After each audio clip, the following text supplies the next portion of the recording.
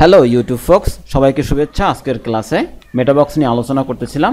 আমরা যে পর্যন্ত এসেছি তা হলো CMB2 ইনস্টল করার পরে মোটামুটি CMB2 এর যতগুলো ফিল্ডস আছে সবগুলো এখানে দেখা যাচ্ছে। তো এগুলো কিভাবে ইউজারকে এর ডেটাগুলো দেখানো যায় এবং কিভাবে কাজ করে এটা আজকে দেখব। তবে আমরা কপি পেস্ট করব না, হ্যান্ড কোডিং করে কাজ করব। চলুন কাজ শুরু করা যাক।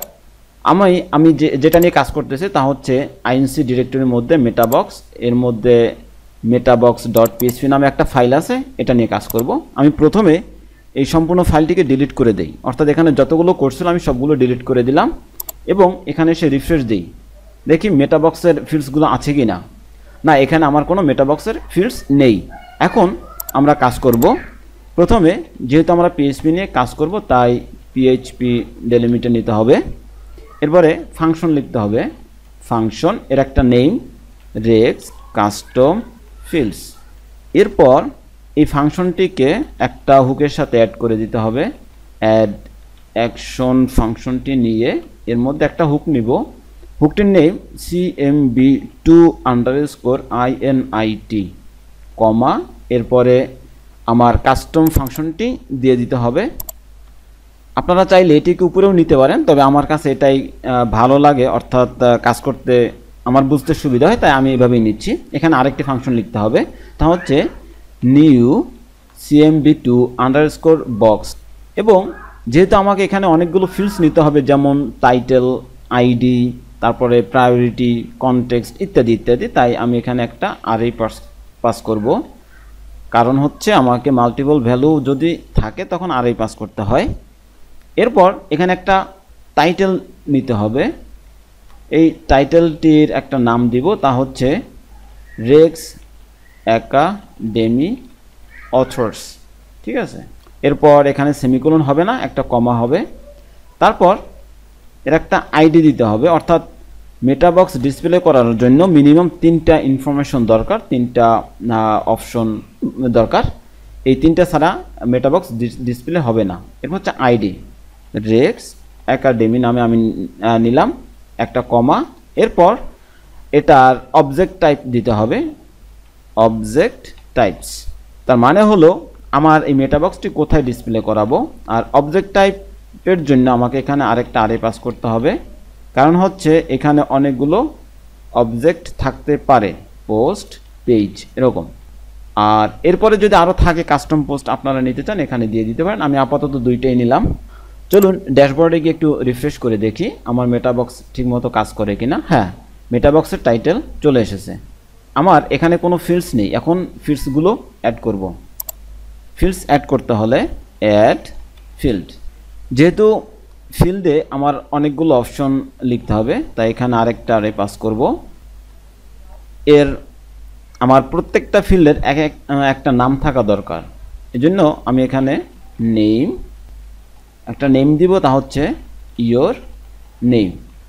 এরপর এর একটা আইডি থাকতে হবে, না হলে আরও রিটার্ন করবে আইডি ইয়োর নেম। আমি সংক্ষেপে দিয়ে দিলাম, একটা কমা। এরপর টাইপ দিতে হবে ফিল্ডস টাইপ, অর্থাৎ আমি এখানে কোন ধরনের ফিল্ড চাচ্ছি। এখন কথা হচ্ছে আমি এই ফিল্ডস টাইপ সম্পর্কে কিভাবে জানবো। এজন্য চলুন গুগলে যাই।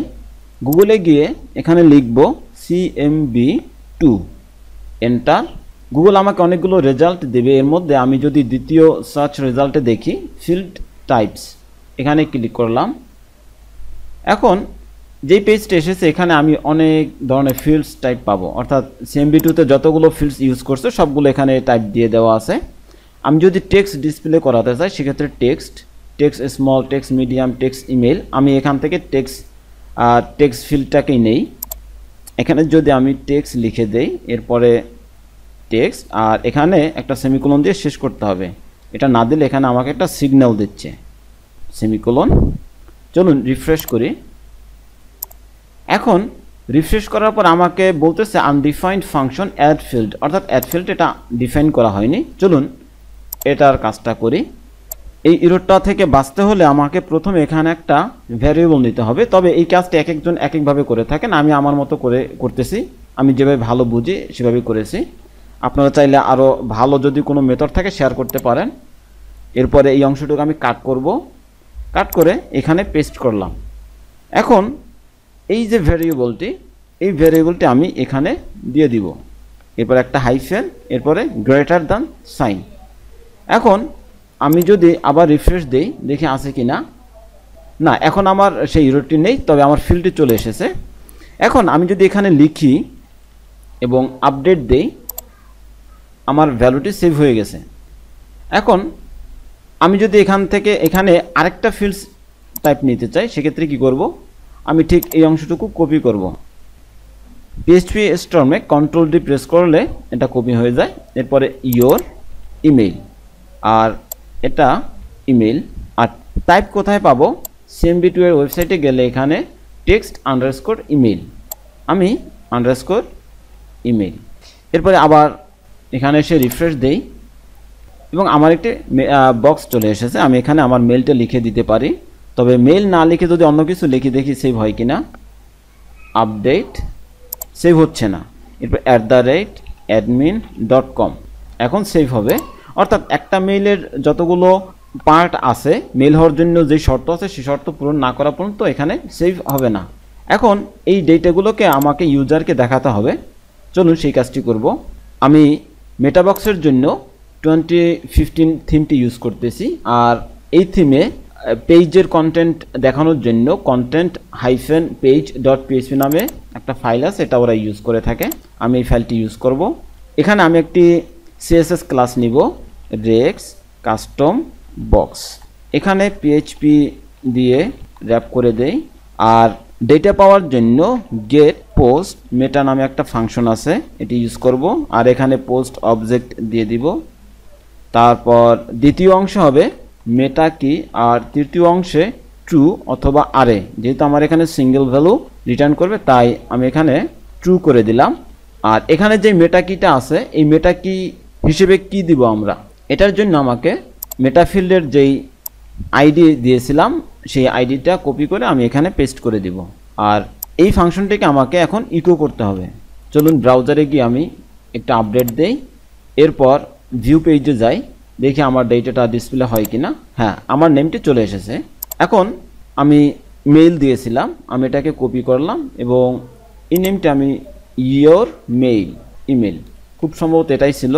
এবং এখানে আমি রিফ্রেশ দিই একটু, হ্যাঁ আমার মেইলটিও চলে এসেছে আর সামনাসামনি চলে এসেছে। আমি এখানে একটা ব্রেক করে দিতে পারি। আমি চাইলে আরও সহজভাবে দেখাতে পারি, কিন্তু এক এক সময় আপনাদের এক একভাবে কাজ করা লাগতে পারে, তাই সম্ভাব্য অবস্থানগুলো আমি আলোচনা করতেছি। এখন যদি আমাকে একটা পেজে বা একটা জায়গাতে অনেকগুলো ফিল্ডস নিতে হয় বা ইউজারকে ডিসপ্লে করে দেখাতে, তাহলে আমি বারবার এই PHP এই সাইনগুলো আমার নেওয়ার দরকার নেই এবং এটা একটু বিরক্তিকরও বটে।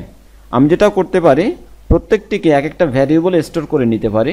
যেমন এটাকে আমি এই নামে নিতে পারি ইয়োর নেম, এটাকে আমি ইয়োর ইমেল নামে ভ্যারিয়েবল করে স্টোর করতে পারি।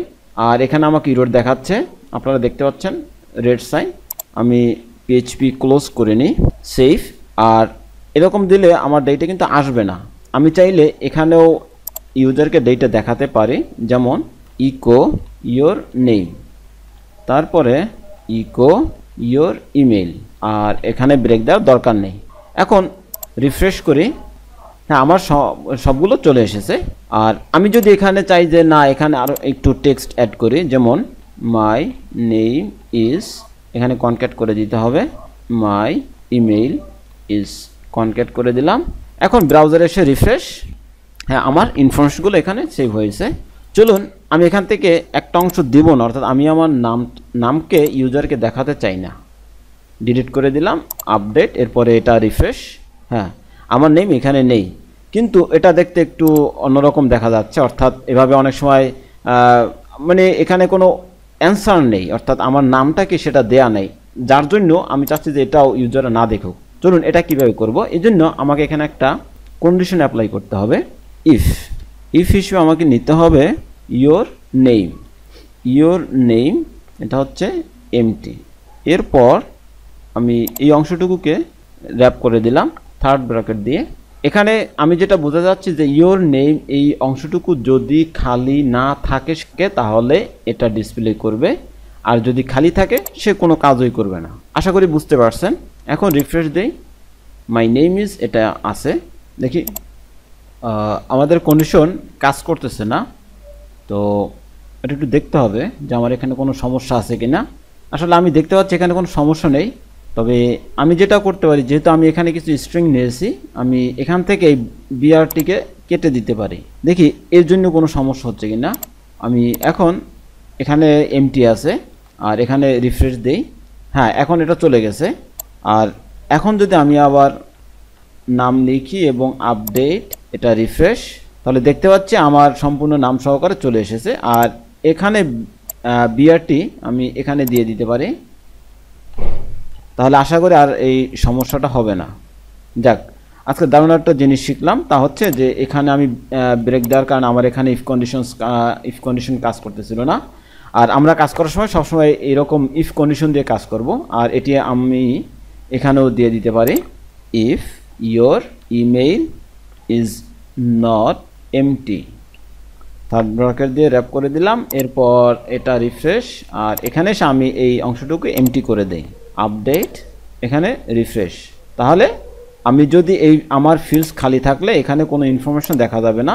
আর আমার মেটাবক্সের ফিল্ডস যদি খালি না থাকে সেক্ষেত্রে আমার এখানে ইনফরমেশন দেখা যাবে।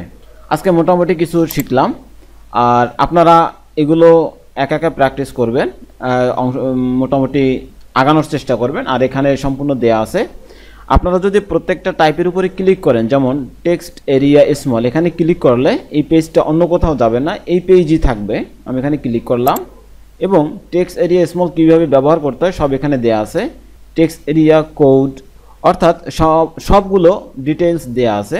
আবার কিবোর্ড থেকে কন্ট্রোল এবং হোম বাটন প্রেস করলে আবার শুরুতে চলে আসবেন, পেজের শুরুতে। এরপর আবার স্ক্রল করে আপনার যেই অপশন বা যেই টাইপটা দরকার সেটা আপনারা প্র্যাকটিস করে দেখবেন।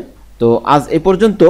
পরবর্তী টিউটোরিয়ালে আরও কিছু বিষয় নিয়ে আলোচনা করব, যেমন কিভাবে ইমেজ নিতে হয়, ইমেজ কিভাবে ব্যাকগ্রাউন্ড হিসেবে দেখাতে হয়, ফন্টের কালার চেঞ্জ কিভাবে করতে হয়, বা ফন্টের সাইজ কীভাবে করতে হয়, মাল্টিপল ভ্যালু কীভাবে নিতে হয়, এগুলো আগামী টিউটোরিয়ালে দেখব। আজ এ পর্যন্তই, সবাই ভালো থাকবেন।